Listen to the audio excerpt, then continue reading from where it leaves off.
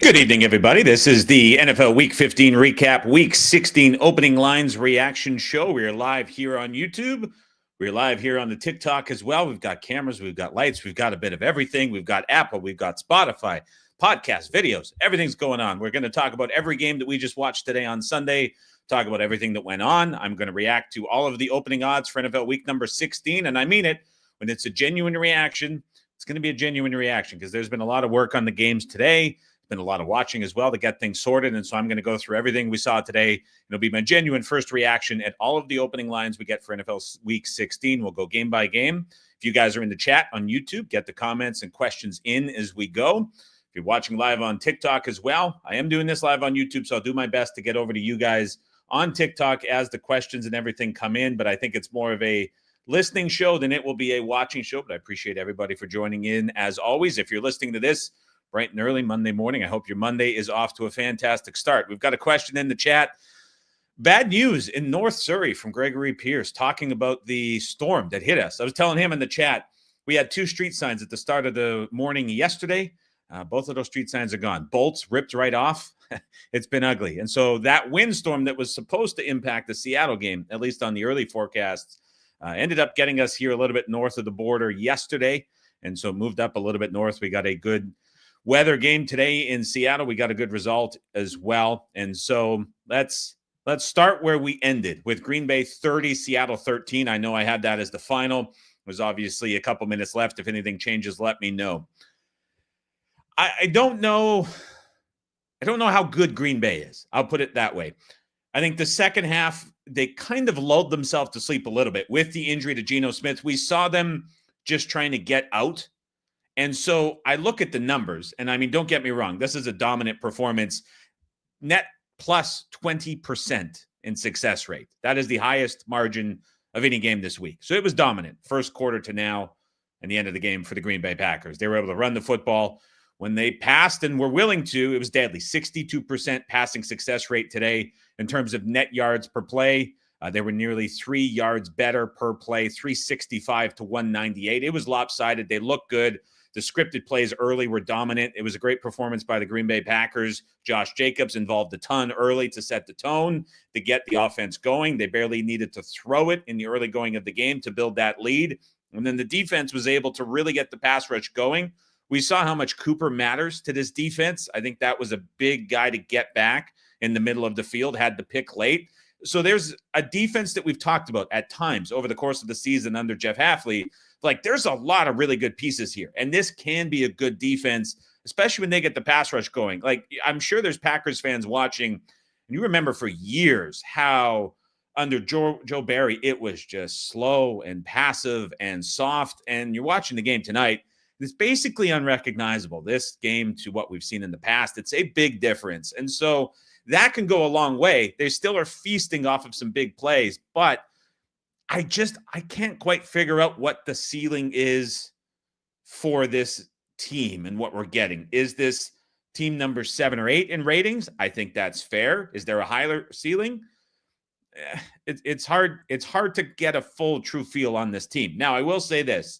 As we're sitting here right now, I think they're the best team in the NFC North. And we'll talk about the Lions in a bit when we get to the Bills recap and what we're looking at there. But I think this Packers team is going to be the best team in the NFC North down the stretch in the season. So that's kind of my takeaway from this game. For Seattle, boy, if you don't have Geno Smith down the stretch, that's a massive blow because Sam Howell, it's not happening. I don't know if they go elsewhere. They've got a game against Minnesota on deck.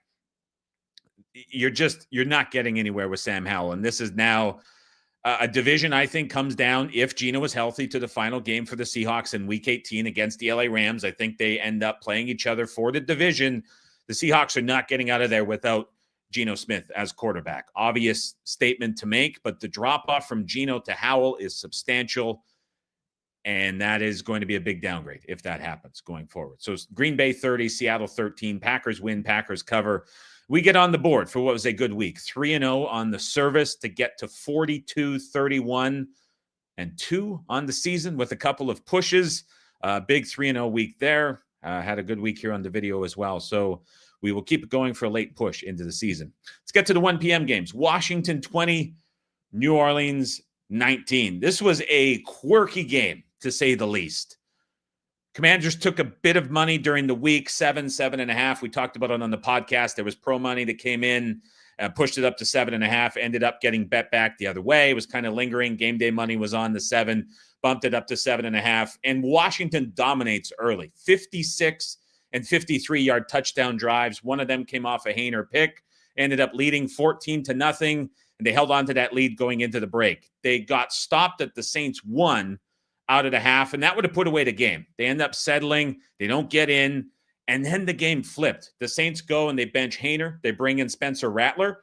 And I mean, right away, the team responded, right? We saw the team playing a lot harder for Rattler. The offense looked a lot more alive.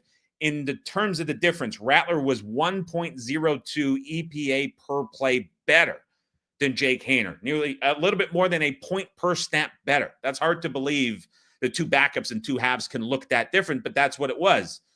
End of the game, Joseph misses a 53-yarder, and then the Saints go down and score with no time left on the clock. There was a lot of controversy in this, as the referee should have kept the clock running. He came in waving his hands, ends up stopping the clock. 4 seconds were saved that allowed the Saints to run the play with no time left on the clock to score the touchdown. Here's my gripe with this. I have obviously two. First of all, the play was botched by the referee. They should have went and fixed that. But what we have seen multiple times, and I know you guys have seen it because I tweet about it and I get ripped apart for it. When a referee, and now this replay assist that has been invented, has an impact on a play under 2 minutes, there is a 10-second runoff. If that would have been a booth review from a replay assist call down to stop the clock, which the referees can do at any time, it's not warranted by the teams. It's a 10-second runoff. The game is over.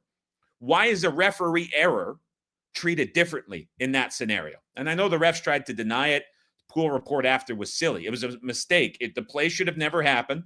Commanders should have won this game 20-13. The Saints should have been stopped at the 1. They weren't. They end up missing on the 2-point conversion. The Commanders win, but they have to fix this rule in the league. It's a problem. It doesn't make sense to me that there can be this 10-second impact and then it doesn't happen when there's a mistake. It's got to be fixed. So as the game finished out, the Saints outgained the Commanders by 0.4 yards per play and more than 215 yards of their total, which is more than 85% of their total yardage for the game, came in the second half with Spencer Rattler. So it was a tale of two halves in a big way. I think there's concerns for Washington, how much the O-line struggled, how they were unable to protect. And again, this defense, it's a problem as we get into the postseason, and it's not really improving on a weekly basis. Washington escapes to get away with a win, 20-19 final score. Houston 20, Miami 12, a win and a cover for us here on the video.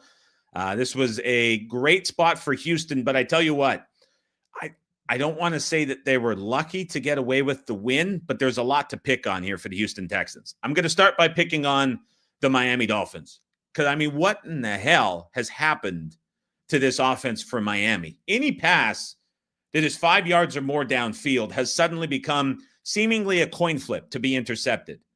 Tua in this game threw 3 picks, and quite frankly, those picks were justified. A couple of great plays by Stingley. But, I mean, this used to be an offense that was untouchable, that could get down the field and create so much space. And sure, Tyreek is dealing with the wrist injury. He's getting jammed at the line and he can't find space. My God. I mean, anything right now slightly down the field just seems so forced and so difficult. And the Texans played into that. Anything behind the line of scrimmage, which is turning out to be the bulk of this offense or right near, is just getting swarm tackled, especially against a physical Texans team like this that is able to do it. Now, I get that the Dolphins were down both their starting left and right tackle in this game, but the inconsistency of this Dolphins offense this whole season has been shocking to me. The Texans defense, you have to give them credit. I certainly do. They looked fresh out of the bye. They needed the bye week to get refreshed, to get reset. There's a big 3-game and 10-day stretch through Christmas. Massive win for them at home. They get the division victory with the Colts loss. And so what DeMeco Ryans had his team look like on the field won the game for the Houston Texans because the offense did everything that they could to throw this game away and give it back to the Miami Dolphins. When I look at Bobby Slowick, there's the PFF resume. There's the analytics background. He's been on defense. He's been on offense. He's worked with Shanahan. Incredibly intelligent guy. I don't know what's happening with his play calling. It was evident last year, and we're seeing it this year. His insistence on early down runs just is one of the most frustrating things to watch in the league, because you see this quarterback in CJ Stroud and what he can do, and the willingness to have these early down runs just kill drives. I'm not shouting at the screen because I'm not that kind of guy, but I'm like, what are we doing here? Play to win the game. Everything Slowick did from the late third quarter onward on offense from his play calling was playing to survive rather than playing to win.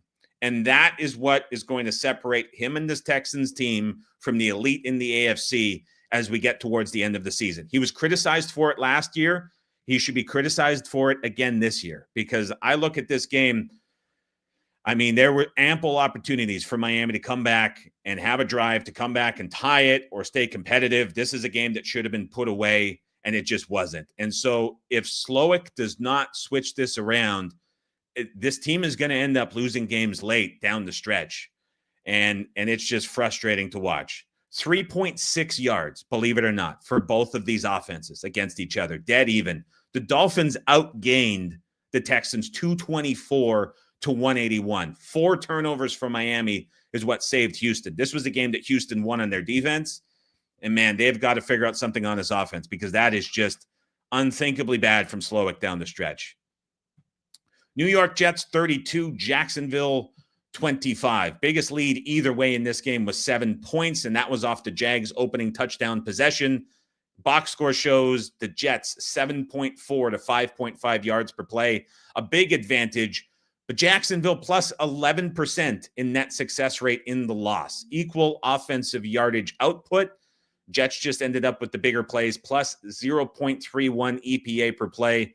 One of their biggest games in the last several seasons. Not a lot of takeaways for me. These are two dead teams. I was surprised that the Jets showed some fight late in this game, quite honestly. I thought this was a game after it started slow, they were going to fade away. They continued to play hard. Now, what I will say is I'm watching Mac Jones celebrate and taunt this Jets defense. I don't know what the Rizzler is. That celebration is like hashtagged all over. Someone can inform me of that. Maybe I'm too old, but it's rounds. It's something I don't know. And I still don't get the smell thing with the hands. I'm getting old. Nevertheless, Mac Jones is celebrating. It's kind of a damning sign for this Jets defense, which, by the way, lost 3 starters in the secondary today that look like long-term injuries. So that's something to keep an eye on as you're looking at this. But what I wanted to point out was this Jags defense, with Ryan Nielsen as the defensive coordinator, it's not changing. This Jags staff knows it's the end of the line at the end of the season. The house is being cleaned. Peterson is gone. There's surely going to be coordinator switches as well. And what I'm noticing from the Jags defense is Nielsen plays a ridiculous amount of man coverage as is. He doesn't care. That's not changing, and he's almost like just throwing it away for spite. I mean, Rodgers was the leading rusher for the Jets today with 45 yards. QB rushing props against this Jags defense the last few weeks down the stretch, they're just kind of wide open because they're just sitting in man coverage. They're not doing anything. Their backs are turned. There's massive lanes when the pass rush gets a little bit too aggressive. Just circle it and keep it in mind. Also, wide receivers to lead the week market in total yards. That's probably in play too, because it's so boom or bust against this defense. And so something to keep an eye on from a prop perspective. There's a comment in here in the chat that says Brian Thomas is the real deal. He certainly looks like it as well. I'm being called out for never playing football. I wonder why that is. I did play football, but why am I being called out for that? I'm curious to know in the chat. Different crowd at the 8:30 p.m. Pacific window rather than the 4 p.m. Pacific window. Birdie says, food for thought. Adams playing for a contract and putting up 600 yards coming home back-to-back weeks, 100-plus yards, probably helps him get paid. I think he gets paid anyway. I don't know if it's going to be by the Jets. I feel like that's kind of tied to Rodgers. I'm not sure.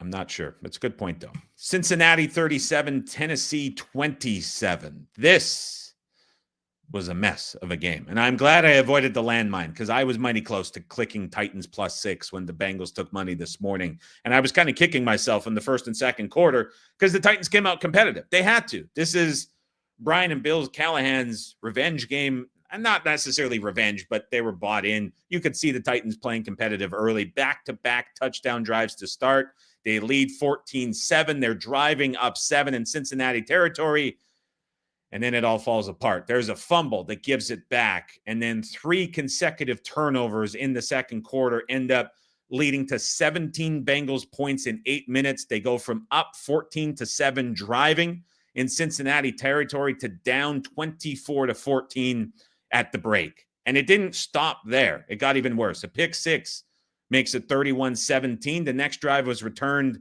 for another defensive score, but Battle ends up dropping it, going over the goal line for the touchback, which we saw not only in this game, but another game as well. What looked honestly like Titans are up 10, Titans are up 14, all of a sudden turned into Titans down 3 touchdowns. They make the switch. Will Levis is benched. Mason Rudolph is brought in. Mason Rudolph ended up with some explosive numbers, but still 4 turnovers in 5 drives, multiple defensive scores against.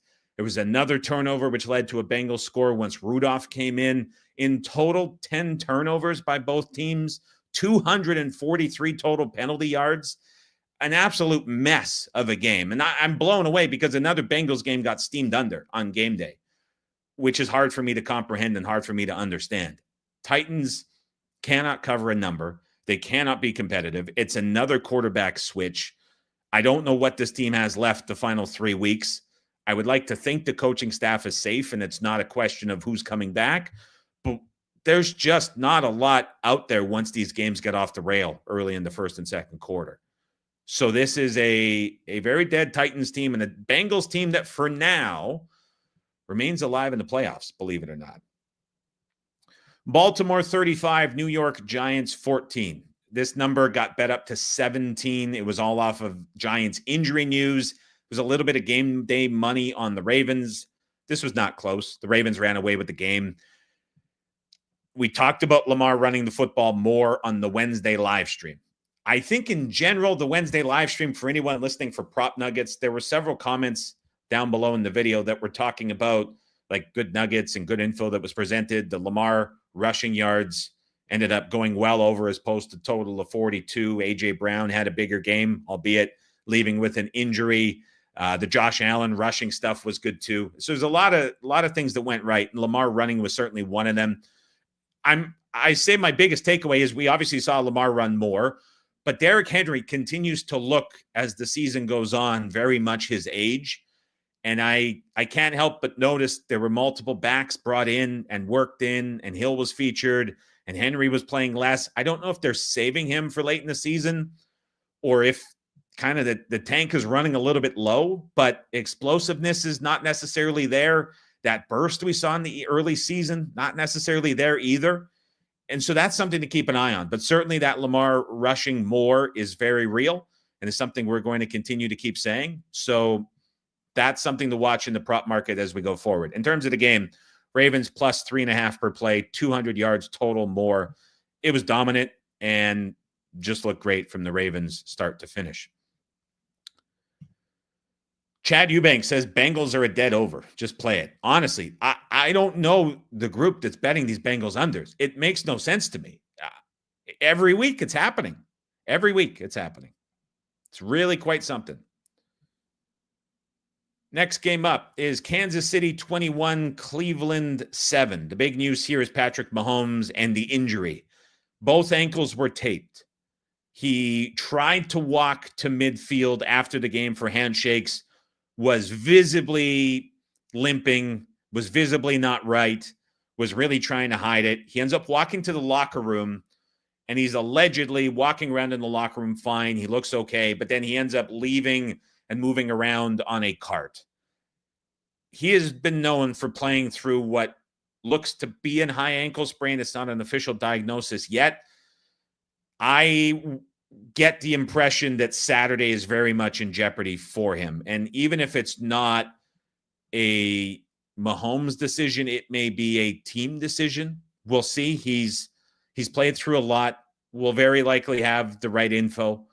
The initial gut feeling that we got just kind of poking around was that he seems more likely to miss than he does play on Saturday, but we don't have anything confirmed yet. There would very likely be a release if we did get something good, just like we had in the playoffs a couple years ago. So we'll keep an eye on that, and everyone on the service will be updated, and we'll talk about that on the pod as we go. Now, in terms of the game, the Chiefs, and the big adjustment here was kicking out Tooney to left tackle, which made a difference here in the absence of Humphreys. They didn't want to play Morris. I thought the line looked very stable, and it was an upgrade. And we heard Andy Reid postgame talking about how he was very impressed with what Tooney did, but more importantly, the competition he was going against. He saw Myles Garrett a lot. It's a position he played in relief a couple weeks ago, but not one he's played a full game at since college. So it was a big shift for him. I don't know if they stick with that going forward, but it looked relatively decent for the Chiefs with him over at left tackle. So that could be something to watch for going forward when you consider Hollywood Brown is very close to returning, has a chance next week. That could be a big boost. In terms of what we saw from Cleveland, the Jameis Winston experiment, hopefully for Browns fans, is over. They put DTR in later in the game after Winston continuously threw picks. Again, if Jameis Winston was not funny and he didn't have the social media love that he gets, he would be trashed on a weekly basis. And he avoids it because of who he is, which is fine. But he's not fit to start as a starting QB. And I get the Browns with Watson and the scenario's different, and anybody's an upgrade over Watson, but it's got to end. 9 picks in his last 3 games. And some of these today were just backbreaking, just heaves into the end zone at key times. And it really, in the first half with some of those picks and early in the third quarter, it kind of saved the Chiefs because Kansas City wasn't doing a whole lot. And this was, I don't want to say that they were necessarily lifeless, but it was the muffed punt that set up the Chiefs for the 21-yard touchdown drive. It was the defense getting those picks and finally getting takeaways. The Chiefs had just 10 coming into the game, third fewest in the league. They end up getting 4 in this game. And it kind of saved them because, again, the Chiefs offense, even with the stabilized O-line, was still a little bit lifeless. They had one good drive in the later portion of the first half, but those picks from Winston kept the Chiefs alive, kept them in the game, and it mattered quite a bit. So, again, see what DTR offers, make the decision. I don't see Jameis working in this offense. I just don't. And I know people love him, but these picks are just backbreakers on a weekly basis. And it comes with what he is. But as a Browns fan, I mean, personally, I would be hoping that it's over and they try find something else. Options are pretty thin, that's for sure. But there's so much volatility and there's so many mistakes that comes with Jameis. Dallas 30, Carolina 14. Panthers struggle immensely in the role change. Thankfully, was not involved on the side in this game. Certainly was kind of leaning towards the Panthers as that number was drifting, and the Cowboys coming off of the short week and the back-breaking loss on Monday night. But it's 2 fumbles and 2 picks for the Panthers, one of which was inside the Cowboys' 20. Don't necessarily want to call it a full regression game for Bryce Young, but it was just one rusher too many a lot of the game. He was sacked 6 times, which was the second most for him during a game in his career. Oddly finishes right near expectation for the day. And so that was kind of a weird and odd stat line I wasn't expecting to see. But he's minus 0.17 in EPA per play, which is obviously a big difference. The Cowboys still mathematically alive for now. They need a ton of help. They certainly responded to Jerry Jones on the Friday afternoon radio spot, calling out the team. They show up just like they did on Thanksgiving against, albeit an inferior opponent that arguably should not have been favored. Massive day for Dowdle on the ground. Every back against this Panthers defense just finds chunk yardage, and that was no different for the Cowboys. Dallas ends up plus 1.2 net yards per play, nearly 200 total, and a plus net 12% in success rate on the day. Darius Knox says Sharps were all over the Panthers. They mostly were. I agree with that sentiment. And I also agree with your sentiment as well, with the Sharps aren't too sharp this year. There has been a lot of weird end games, a lot of weird movement back and forth, a lot of disagreement in the market as well. A lot of strange things continue to happen in the NFL this season. This game was wire-to-wire Cowboys against that game day move that took the 2.5 up to 3. Eagles 27, Steelers 13. Talked about it on Wednesday as well. I hate to reference the podcast. I felt like it was a good pod on Wednesday this week. The Eagles have suffered in the first quarter all season. They've covered just 2-point spreads all year in the first quarter. Today, number 3. And they did it kind of how we expected it to happen. There was a push for more passing. You heard it on ESPN. You heard it on CBS. You heard it on any radio show, any podcast. Anytime you touched anything that was NFL related this week, you heard about the Eagles and A.J. Brown, and Brandon Graham, and everybody calling out the staff for throwing the football. It worked, and they came out throwing it. 5-to-1 pass-to-run ratio on the first possession, 4-to-2 pass-to-run on the third possession, touchdown, field goal. They win the first quarter. They cover the first quarter. They end up building the lead, and then as front runners, my God, I mean, this team is just suffocating. It is absolutely suffocating. So they lead 17-13 at halftime. In the second half, it just shows how deadly this team can be when they have a lead specifically. The Pittsburgh Steelers had 2 possessions in the second half. 2. It's the first time that's happened to any team since 2009. The Philadelphia Eagles in the second half used up just shy of 25 of the 30 minutes of play. The final drive started with 10.5 minutes to play in the fourth quarter, and they ran the game out without scoring points, kneeled on the ball to end the game. 10.5 minutes, no problem. 21-play drive ends it.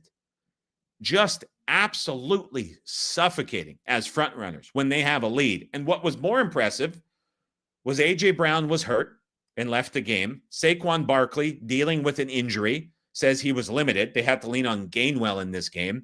And the Pittsburgh Steelers' run defense was the best run defense that they have faced this season. Philadelphia dominates the game, 401 to 163 total yardage. Hold the Steelers to just 3 of 10 on third down and finish a plus 1.2 in net yards per play. Here's what also stands out to me in a pretty big way. Pittsburgh is so reliant on the explosive play with Russell Wilson. The difference that they have as a top 5 EPA per play team versus a bottom 5 success rate team, massive. And they're just reliant on the explosive play week after week after week. They're reliant on 3rd and 4th down conversions. It's padded all their numbers since Russ took over. In this game, the Philadelphia Eagles defense, one of the best in the league, number 2 at preventing the explosive play. Pittsburgh all game today had 1 explosive play. And so you think about the matchup and what the Steelers look like when that, I don't want to call it luck, but when those big plays aren't there, it's a very different looking offense. They need George Pickens back, whether it's week 16 or 17 to be determined, dealing with the injury. Makes up more than 50% of the explosive play yardage that they have generated. Completely different game without him in the lineup. Completely different game when the Steelers don't have the explosive threat and they're playing a defense like this that can shut down those explosive plays like Philadelphia did. This game, it finishes 27-13. Could have been a lot more. Could have been a lot more. But the Eagles, when they have a big lead, it's about sitting on the game and running it out, and that was it. And that's exactly what they did. Buffalo 48, Detroit 42. This was another good one for us with the Buffalo Bills winning outright and covering as we see them win 48-42 back-to-back weeks, scoring into the 40s, 90 points scored indoors for Buffalo. It's a different offense when it's indoors. I mean, it's so good and it's so dominant. And think about what Dan Campbell did with 10 minutes to go in the fourth quarter, down 10 points, kicking the onside kick. It's like, we thought we could get the ball. No, he didn't think that they could stop the Bills, and he couldn't for the majority of the game. That was as impressive as it gets from the Buffalo Bills. When you look at the stats, 8.2 yards per play, 559 yards of offense, 99th percentile for EPA per play and success rate. As good as it gets. And it was a Joe Brady just masterclass of play calling, of sequencing, of timing. The run plays that he was dialing up were explosive, 5.8 yards per carry. And when it set up play action and the sequencing off of it, it was as good as it gets for any offense in the NFL. 197 yards on the ground, and it was just, again, easy. The only mistake that the Bills made all game was they get down to the 1 yard line. There's a penalty that backs them up, and they end up settling for the short field goal, which they miss. It did feel watching the game, it's like these mistakes are going to be costly, and they just ended up just driving the game on offense. That was it. They had another drive in the fourth quarter where they weren't necessarily playing to score as much as they were trying to take a lot of time off the clock, where they settled for another field goal after getting deep into the Lions' territory. So they end up going 5 for 7 in the red zone in total on their 42 points. Again, 48 points could have been more in this game when you think about those two drives that the Bills didn't capitalize on. So this offense indoors, my goodness, it is hard to beat. Now, Detroit, offensively, certainly very good. But what happened in this game specifically is the Bills' biggest weakness is their run defense.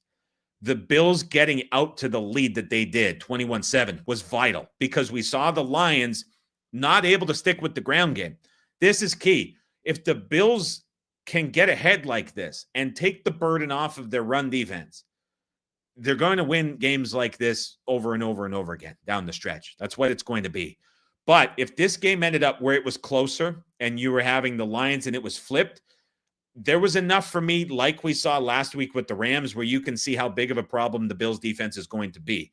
This game, you saw a little bit different of a look because it ended up the Bills started this game without 3 starting defensive backs, including both safeties. Another big thing where those safeties didn't have to help out in the run game because it forced the Lions into passing. So there was a big weakness here for the Bills that the offense really disguised that could come into play if these injuries are a little bit longer term for those guys in the secondary. Something to keep in mind as we look forward to week number 16.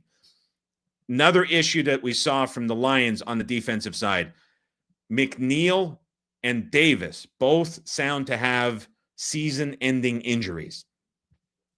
Part of the reason I bet on the Bills this week, and we released it in the service, and there was so much conviction, was the spot coming over from last week, but also the Lions are playing, and I'll use the same term for the Seahawks, in my opinion, is what was a redlining level, where the overperformances were stacking up too high relative to those average performances that the team is truly at.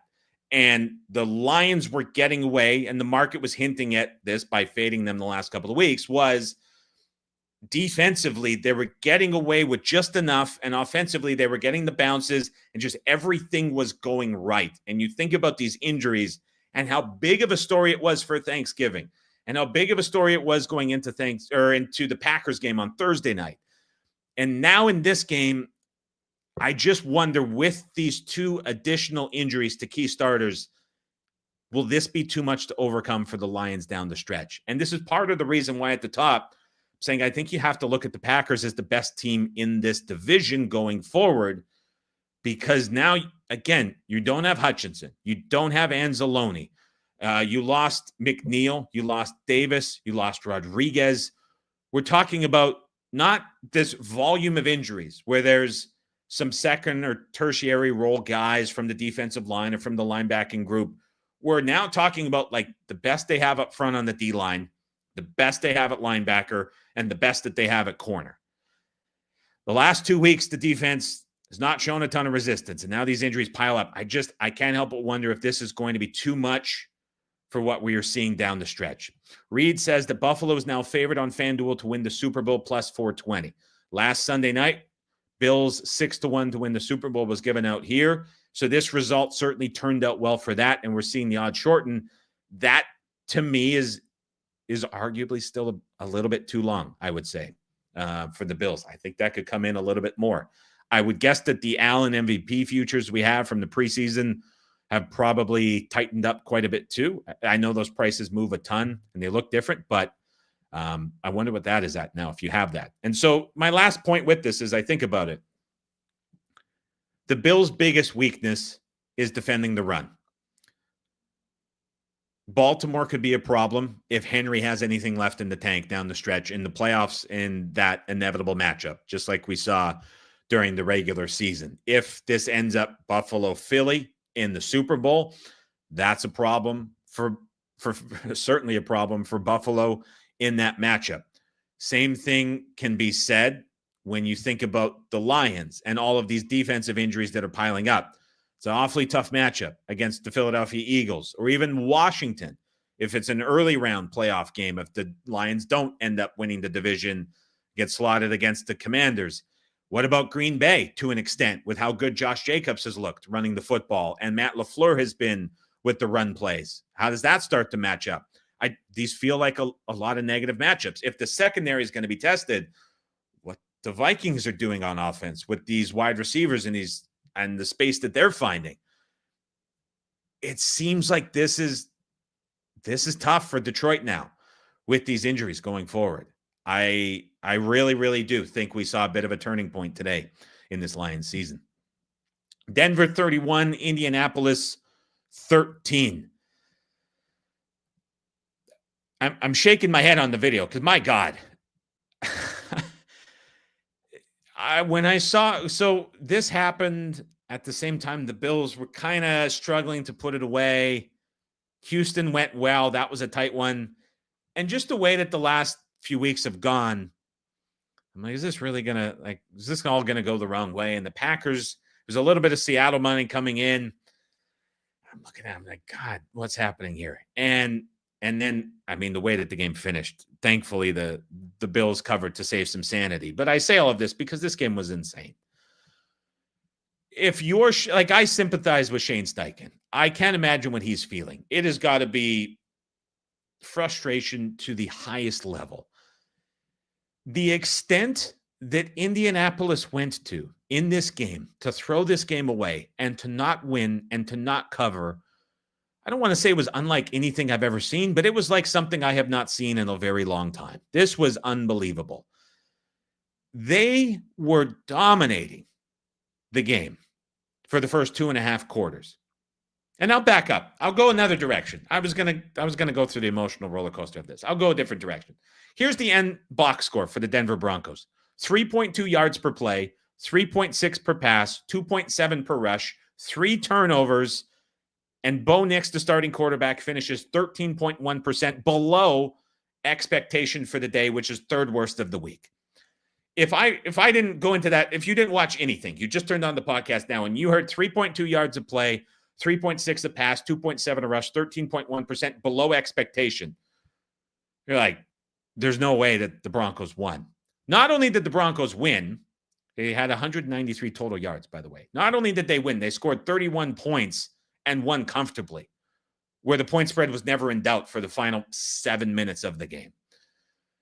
The turning point in this game, for anybody who hasn't seen it yet, was the Colts leading 13-7 early in the second quarter out of the half. Now, it's not like offensively at this point, the Colts were just putting up crazy numbers. Anthony Richardson was struggling. The offense was not crisp, but the defense was playing exceptionally well, doing all of the things that were anticipated of them to do out of the bye, being able to get pressure without bringing extra guys, coverage behind it, making life tough for Bo Nix. They did all of that and did it for the whole game. They're up 13-7, the Colts are. Jonathan Taylor runs into the end zone, drops the ball at the 1-inch line, going over, untouched, no one near him. There is no reason to be doing that at all, especially as a veteran. It is inexcusable. Ends up resulting in a touchback. Play is taken off the board. He's celebrating. He's on the bench. He's looking at the Jumbotron, signaling it's a touchdown. He's like, it's my touchdown. It's over. It's 20-7 at that point with the extra point pending. The Colts are 4-point dogs. And you're like, it's over. They don't get in the end zone. It's a touchback. The Broncos start at the 20. But here's the crazy part. The Colts still get stops. They get a stop after that. And again, they're driving, and then it just all falls apart. A fumble leads to a short field goal. A 60-yard punt return leads to a short field touchdown. A throwback double pass on the Broncos side of the field leads to a pick six that's ruled a fumble because it was a backyard pass. From 20-7 Colts with Taylor unjustifiably, with no one around him, fumbling short of the goal line, from 20-7 leading to down 31-13 in the span of 13 minutes in the second half. It goes from Colts playoff hopes very much alive. Remember, this was a 45% win or make the playoffs probability shift for the winner in this game. So not only did the Colts crumble and fall apart, but the playoff hopes were dashed. And it was amazing to see how that one play flipped everything. I mean, the Colts after that play, just completely sunk. It was team-wide, just a mind-boggling play. The Colts end up turning the ball over 5 times in this game to offset the 3 by the Broncos at the Denver 38-1-50 turnover on downs at the 45, and then 2 turnovers deep in the Indy territory. Man, what a blunder by the Colts that ends up costing the Colts the playoffs. And you wonder what happens going forward now with the staff, with some of the team. What do you do at quarterback? The Colts have so many questions going into the offseason. Tampa Bay 40, LA Chargers, pardon me. Tampa Bay 40, LA Chargers 17. The worry coming into the game was Justin Herbert dealing with multiple injuries. He had an ankle injury. He had a knee injury. His leg was swollen. It didn't look like it was an impact early, and it looked a little bit like a non-factor. The Chargers scored on their first 3 drives of the game. They led 17-10 midway through the second quarter. They never scored again after that. The Tampa Bay Buccaneers rattled off 30 unanswered points. The longest drive past that point for the LA Chargers, once they led 17-10, the longest drive the rest of the game, 33 yards. Here is the problem that we are seeing with the LA Chargers. In the early portion of the season, the offensive line, amid Justin Herbert injuries, was very, very strong, and they had a very effective run game. This was Greg Roman, back to the Greg Roman roots, running the football and running it well. Blocking was great up front. They were able to generate a lot of big plays, and it took a burden off of the passing game, which everybody knew coming into the season was going to be a problem, because at playmaker, wide receiver, tight end, there's not a lot of guys there. It's a problem. And what we're seeing now is the run game with J.K. Dobbins hurt is all of a sudden dying out in a big way. Gus Edwards looks incredibly slow. We had some commentary about Jameis Winston looking slow in the chat. I don't know if he's that slow. That burst is not there. The run blocking up front is not there. And without the run game working effectively, there's not a lot of offense there, because you're putting skill position guys who are at best, really outside of Ladd McConkey, secondary starters on other teams at best. You're putting them in these primary roles, especially playing catch-up. The answers aren't there.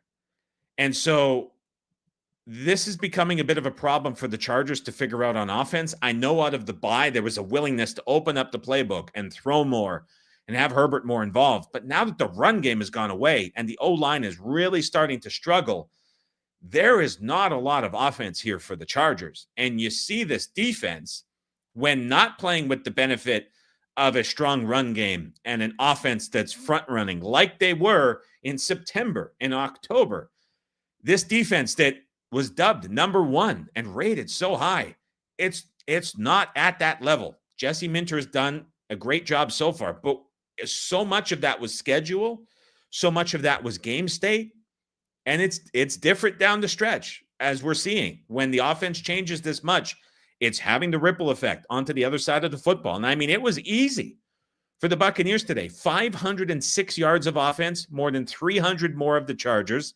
7.6 to 4.3 per play, net plus 11% in success rate.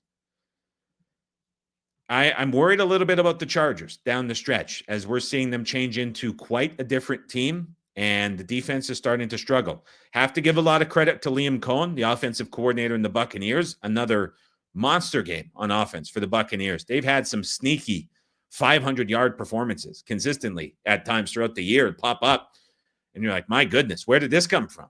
And so you talk about teams with the Packers, like where do they slot in? Where do they rank? Where do the Buccaneers rank? Certainly a good win for the Buccaneers' future. We took 2 weeks ago with the Falcons playing tomorrow night. Looks very good for the Falcons to potentially win and cover in that game. So not done yet, but a good win as the Falcons have taken a lot of pro money for the Buccaneers and that future in the NFC South. Arizona 30, New England 17. Service release winner on the over. It was a late ad in the comment section below the YouTube video as well. For anybody that followed, it didn't look great. It didn't look great. I'll put it that way. I was texting Rob back and forth during the game as we both had the over. And we were just rooting for the fourth quarter to get weird. We were both on the Cardinals. No, it was the Pats Dolphins over maybe 3 weeks ago. Now it got weird in the fourth quarter. So know a lot of guys watch here on the channel. You watch his channel as well. If you get the crossover on Pat's totals over between Rob and I, 2-0 on the season on those. So keep that in mind down the stretch. 23-3 lead early for Arizona in the third quarter. I got to say, though, I was kind of like sneakily impressed by the Patriots a little bit more. I felt like the Cardinals throughout this game really struggled to put the game away. It felt like this should have been a game that the Cardinals put away in a more adamant fashion. The disappointment for Marvin Harrison Jr. continues. He's not been able to get separation all season, but good grief. Against Christian Gonzalez, who's a phenomenal corner and probably the most underrated corner in the NFL. He had a couple chances to make catches in the end zone. They were tough catches, but just suffocated all game. And I watch this Cardinals team on a weekly basis. There's certainly potential to have these offensive outputs, but it feels like they leave so much out there on a weekly basis. And so even when the Cardinals were up 20, this was still the Pats missing a field goal on the first drive. They settled in the Arizona territory deep for another one. They failed to pick up a first down on 3rd and 4th and 1 from inside the Arizona 5. So it was a lot about Arizona having the chunk play from Connor that went for 50 yards, a couple other plays to supplement it to shorter field. But it wasn't really about Arizona like dominating the game, as weird as that's going to sound from the scoreline. I just felt watching it and looking back at some of the numbers. And I don't know. And what I will say about these totals, right? There's comments, rightfully so, where it's saying this was a lucky total. It was lucky to get it. The late scoring was lucky. Part of the reason that I'm betting these Pats games over, and we've done well with them, and I would also say part of the reason, I don't want to speak for Rob, but I think it might be something he thinks about. Since Drake May took over, the one thing the New England Patriots do not do is lay down in the fourth quarter.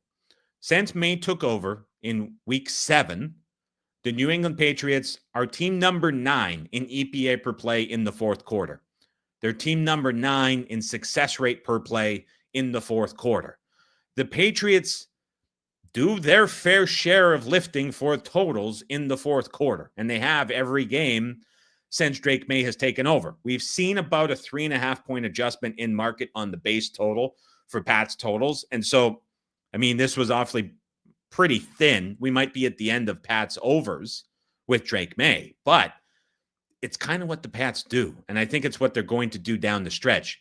Interesting post-game comment as we saw Gerard Mayo call out Alex Van Pelt, the offensive coordinator, for not allowing Drake May to run the football on 3rd and 1 or 4th and 1. I'm curious to see if that encourages, talking about quarterback running props down the stretch, maybe May gets going a little bit more next week on the ground. He was very effective doing that several weeks. Does that kind of spark a little bit more of a play calling difference in this? We'll see what happens with that. But it was throwing an offensive coordinator under the bus at a pretty aggressive level, to say the least. Breaking Bad, I see your comment. I appreciate you tuning in on the TikTok live streams as always. I'm over on YouTube and the podcast, and so I'll do the TikTok live stream tomorrow for everybody watching over there. This is weird, doing multi-platforms. I'll be live tomorrow morning on the platform. I hope you're able to join it. I'll get to your questions then, sort of leave you hanging for that as well. I got questions over here. I got questions over here. There's a lot going on, but these are YouTube's home to these for the stretch. Birdie says, I think we were seeing week over week why Harrison did not do any running in the lead up to the draft. Interesting point. He has not looked good at all. He better learn to love the slot. I mean, I don't know the motion rates off the top of my head and how that shifts up, but man, he cannot get space over top corners. Kevin Corona is asking for what time on TikTok tomorrow. Good question. I don't know. I know you tuned in lots. I don't know. I'll try to do one over a coffee, either late morning or kind of early afternoon. We'll see. Okay, let's get to the Week 16 opening lines. Fun show. How's everyone doing so far? Are you enjoying the show? What are you thinking? There's 190 of you. Appreciate you staying out this late over on YouTube. I know it was later. Wanted to wait for the Seahawks-Packers game to finish up. 2 games tomorrow as well. So we're a little bit short on games, but obviously a lot tied into that Packers game too. I encourage everybody as you're here, all 200 of you, if you want to just look below the video, maybe you have your phone down. You might be in bed right now listening on earpods. If you are doing that, or you're watching on the phone, on the couch, or whatever it might be, waiting for Landman to load up on Paramount Plus to end the Sunday night. If you just check on your phone, right below the video on YouTube, there's a subscribe button. Just double check that you have it clicked if you like that. It helps the channel. I know a lot of folks watch and tune in. It's free to subscribe. I would appreciate it very much if you do. So if you don't have it checked, and you might be coming back often. I saw in the comments for the Wednesday show, it's like, hey, I keep coming back to the videos. I didn't even know I wasn't subscribed. And so if you are enjoying this and you like it, just double check you are subscribed. If you're not, I would very much appreciate it if you hit the subscribe button. And if you are, there's a thumbs up button as well. That would be great. I would appreciate it very much if you're able to do that. I'm really trying to get the channel to 11,000 subs by the end of the season. So hopefully if you guys are enjoying it, you can help it out. Patrick Nolan says, subscribe. Thanks for the content. Thanks for coming out tonight as well. Danny says, I kind of like this later show on Sunday. I'm not going to lie. I like it too. And I think with the way the schedule is kind of shifting, we might get to this a little bit more time to digest the info, a little bit more time to pull in some stats, and we get the Sunday nighter included too. So I think this might be a permanent move. Kevin Corona saying he likes it as well. I'm surprised to see the numbers. I thought this was going to be like 50 to 60 folks on the live stream. So to see we've been right around 200 looks pretty good to me. Michael Berkowitz says Bills plus 650 Super Bowl. Michael, if you can get plus 650 on that, absolutely. We were talking, I like 600 last week, and now they're through the Lions, and you have a Mahomes injury? Absolutely. Ben, would you be worried about the Lions winning the NFC North futures? I think it's becoming concerning with these defensive injuries, for sure. Just quickly, injuries. Patrick Mahomes, week to week. Suspected high ankle sprain, also knee. Buffalo, Josh Allen, x-rays, post-game. No breaks, should be clear. Jalen Hurts, broken finger on his left hand, the ring finger. A.J. Brown, hip drop tackle. He said it's fine. Twitter doctors disagree. Wide receivers through a high ankle sprain, very tough to play through. Saquon Barkley, injured, playing through something. And he said he will leave it at that. I guess players are just picking and choosing when they disclose injuries. Praised Gainwell for his involvement in the game. T.J. Watt, low ankle, labeled as uncertain for Saturday evening. Nick Chubb, broken foot, brutal. Brutal for Chubb, out for the season. Carlton Davis, Aleem McNeil for the Lions, both expected to be done for the season. Max Crosby for the Raiders, done for the season. Jalen Waddle left, did not return with a knee injury. Alvin Kamara left, did not return with a groin injury. New York Jets, 3 defensive secondary starters, Carter, Adam, Mills, all left and did not return. For week 16 possible returnees that were not hurt in-game today, Seattle with Kenneth Walker, Kansas City with Hollywood Brown. If Mahomes does not play, I think they hold Brown out one more week. Pittsburgh, George Pickens. I'd say 50-50. He plays this week, should be back week 17. Las Vegas, Aiden O'Connell. And then also the Geno Smith injury from Sunday Night Football. That didn't look like a quarterback who's going to be able to play on Sunday against the Minnesota Vikings. Week 16 opening lines. Here we go. True first reactions. Houston on the road at the Kansas City Chiefs. Chiefs were 4-point favorites on the look ahead. This is now Houston minus 2.5. I'm seeing 2.5 at Buckeye. I'm seeing 2.5 at Circa. That opened very late. I'm seeing FanDuel was as high as 3.5, has come down to 2.5. Bet online, 3.5 initially at the open, down to a soft 3. This game is being priced 80% of the way that Mahomes is not playing is what I would say from this. The total from 44.5 is down to 40.5. There's probably a little bit more wiggle room on the under for that if Mahomes is out. That might tick down just a touch. We talked about Houston and their problems on offense, their problems with Bobby Slowick, the problems with the early down run game. I mean, 3.2 or 3.6 yards per play, whatever it was for Houston today. Man, that's bad. I can't say I can do a whole lot with this now because I know we're going to get good Mahomes info. So that's really going to decide what this game is. Pittsburgh on the road at the Baltimore Ravens. Ravens from 5 out to 6.5. We talked about the Steelers' offensive struggles early in the show. I want to check quickly off the top of my mind, what did this close in the first meeting between the two back in the middle of November? This closed Ravens -3 at Baltimore. And this is now with the venue flip out to, I can understand why the 5s were bet, why it was adjusted. 6 feels like the right price in this, if anything, a touch short. Is my stance on this. The Steelers just closed 5.5-point underdogs without Pickens on the road at the Philadelphia Eagles. The Baltimore Ravens closed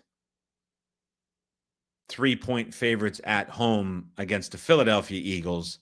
So it would be the Ravens effectively rated based on market a point better on a neutral than what we are seeing from, or there would be a point better on a neutral than the Eagles based on that closer, based on the pass closer for this. You don't have George Pickens. You have the lack of explosive plays. You're potentially without TJ Watt. 7 maybe a better number if Watt doesn't play. And you still don't, if Pickens is out and Watt is out, Ravens should be 7-point favorites just based on the personnel that is out there, is how I would look at this. I also think about the Steelers. They showed the cover 0 blitz looks and what they did against Baltimore, against Washington. Third time around, revenge game at home, division, 2 best guys on offense and defense not out there. Maybe a touch short here for Baltimore yet. Cleveland, Cincinnati, Sunday game. Bengals from 6.5 to 7. In this game, I think there's reasonably so some quarterback uncertainty. I get the feeling the Browns go back to Jameis. I think that that's the way that they're going to go. Certainly, the Bengals,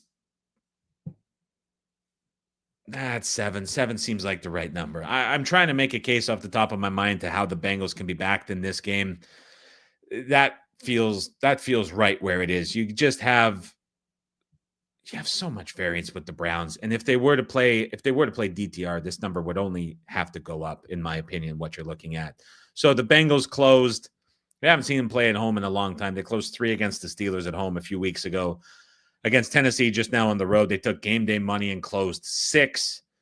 You have a venue switch at home against the Browns team. I mean, 7's probably the right number, but man, not much I can do here. Not much intrigues me initially. Total in this game is 49.5. If it's Winston, okay, can continue on with those blind overs. If it's DTR, that doesn't really excite me, and it's probably going to come down if it is him ruled as the starter. I may have missed something during the Seahawks-Packers game I was watching pretty intently. If I did, put it in the chat. If we've heard from Stefanski already, I may have missed that myself. I don't think I saw anything for that, but if there was, correct me on that. Detroit, Chicago, Lions 7.5-point favorites, adjusted down 0.5 point. They're now 7-point favorites across the board on the road at Chicago. Total from 48.5 down to 46.5. Should a Lions total with those defensive injuries be adjusted down? I don't know. That was not what I was expecting to see necessarily. The Chicago Bears offense under Thomas Brown on the road at San Francisco looked atrocious. And to think there's going to be a rebound off of that, I just don't know what the confidence level in that can be. We obviously haven't seen them play as they play against Minnesota. So this number could still move.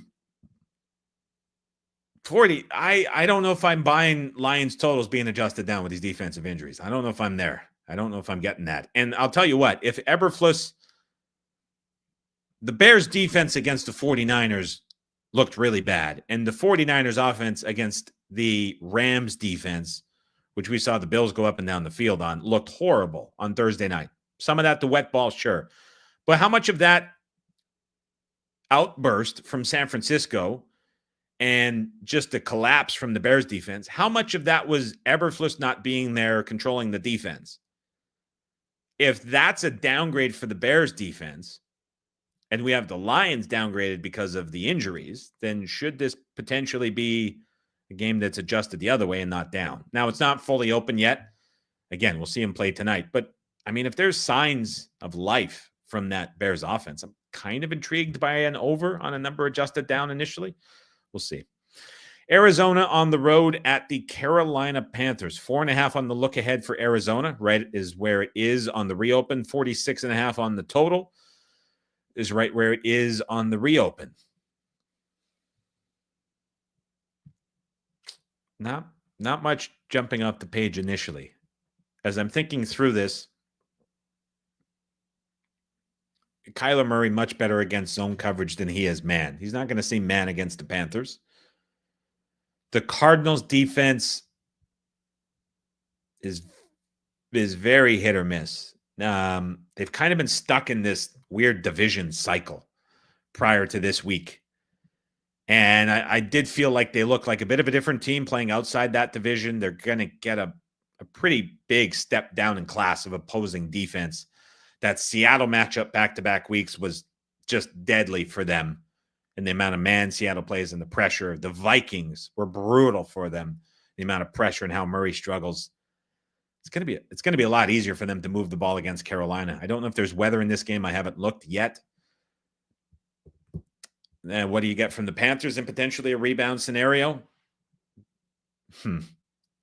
Not much here for me. New England on the road at the Buffalo Bills. Bills from 13 out to 14. Total from 46.5. Shaded down to 45.5. Bills off of back-to-back 40-plus point outbursts. Both of those were indoors. Both of those are where we see this offense change into a completely different unit. They've played 3 indoor games. All 3 have gone over. Should the Colts have gone over, that's an argument for another day. But the last 2 have been dead overs.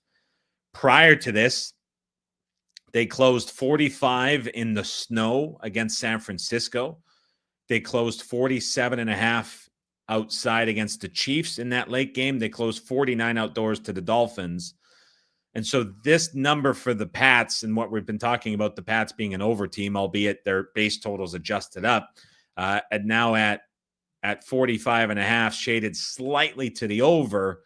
It's a bit of a step down for Bills totals. Should this, assuming there's no weather in this game, be lined the same as that 49ers game with the snow and the wind?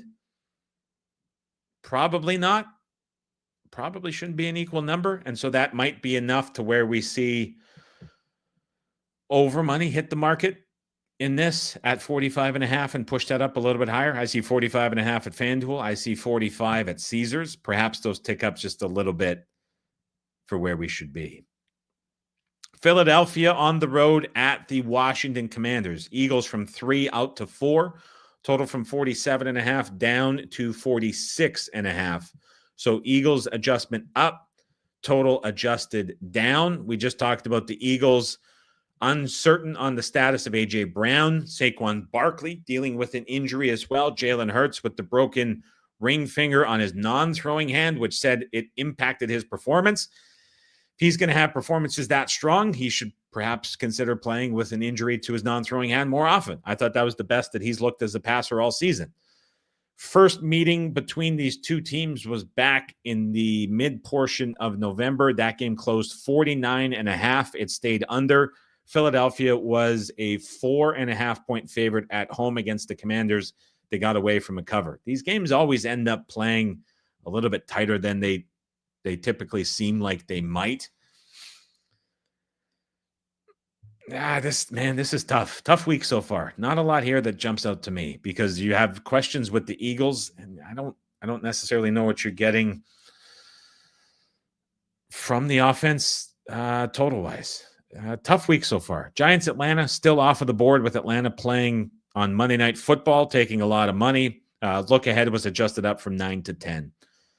Tennessee on the road at the aforementioned Indianapolis Colts. 4.5 was the look ahead, still 4.5 on the reopen, total 43.5. Shaded to the under, down to 42 at DK, 42.5 at Caesars, 42.5 at Bet Online. How do you go back to the Colts here?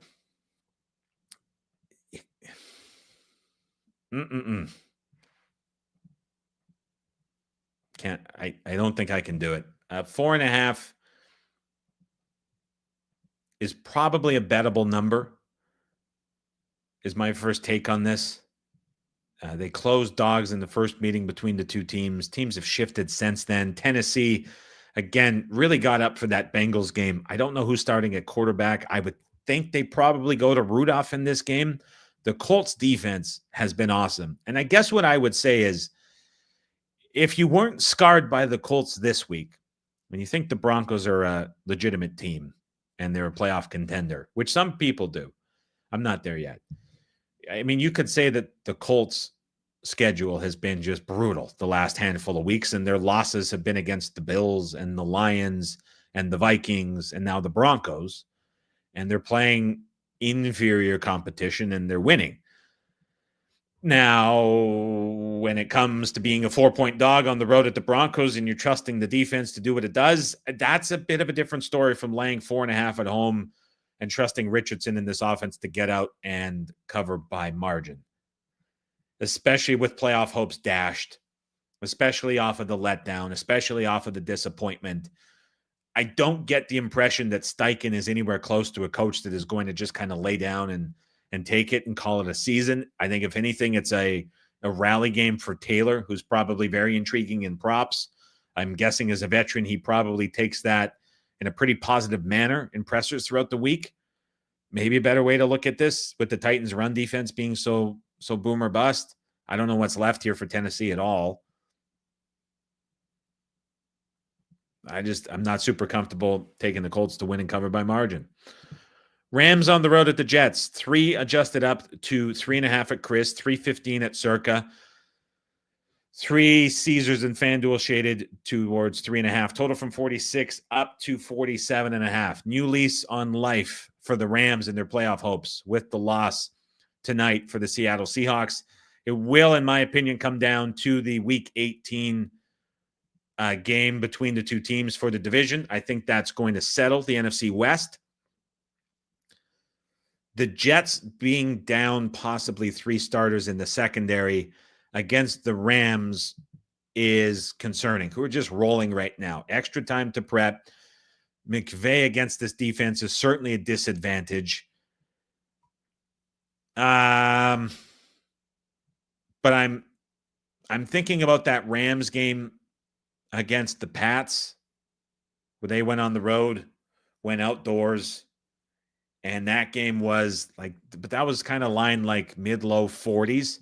Where I'm going with this is Jets injuries combined with the Jets offense showing life the last couple of weeks. The Rams defense, I think, being overrated. This kind of takes on the look of an over. I know it's kind of moving that way a little bit. It kind of feels like a game for points more so than anything on the side, just with the matchups.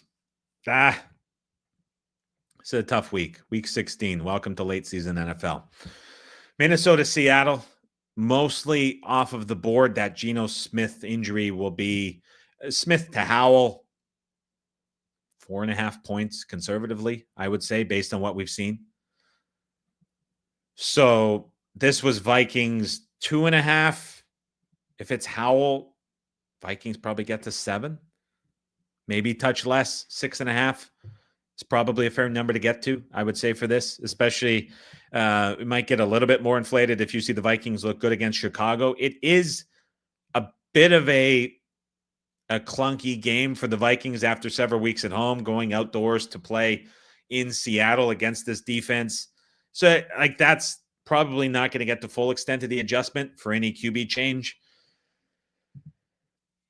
We'll have to wait and see. But yeah, if there's no Geno here, this certainly takes on a much different look and a much different profile of a game for obvious reasons. San Francisco on the road at Miami. 2 dead teams that are underwhelming in every way and disappointing at every regard. 2 offensive-minded coaches that are held in high regard that cannot get their offenses going, especially down the stretch when it needed to matter the most. And now both of these teams, I don't believe they're mathematically eliminated yet, but it is very, very grim for both of them. 2.5 is the number for Miami across the board. 2 was the look ahead, so slight adjustment up for Miami.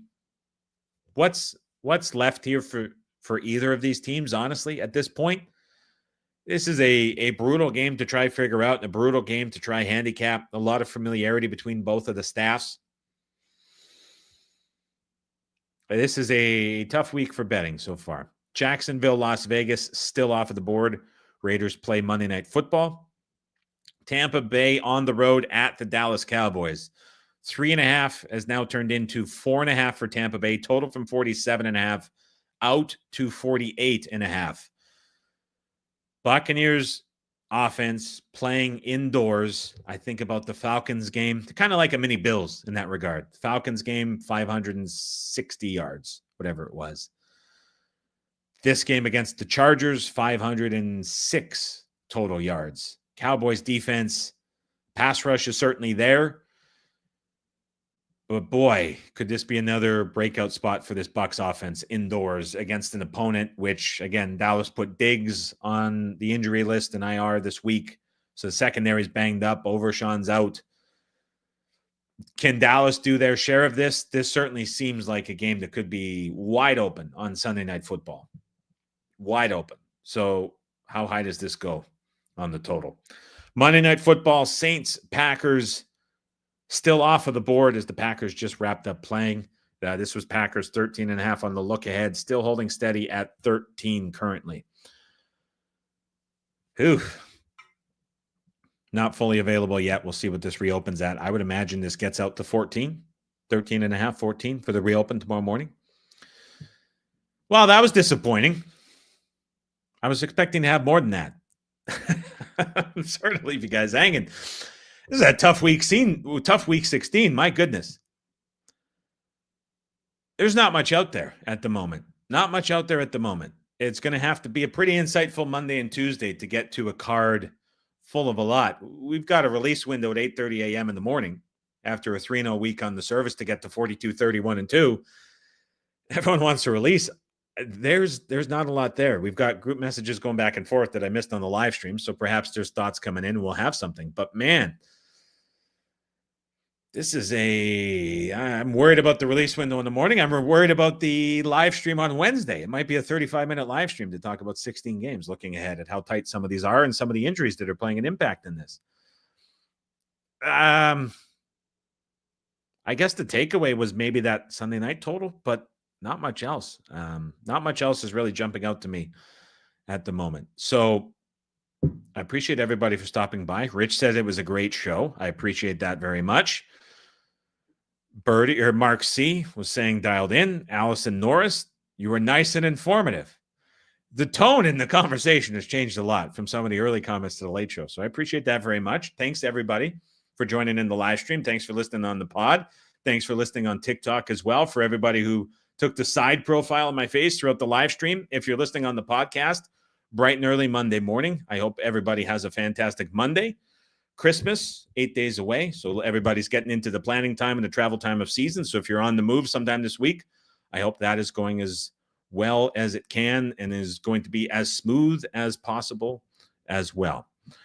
I appreciate everybody for stopping by again. Have a fantastic Sunday evening. Have a great Monday. I'll be back with each and every one of you bright and early on Tuesday morning.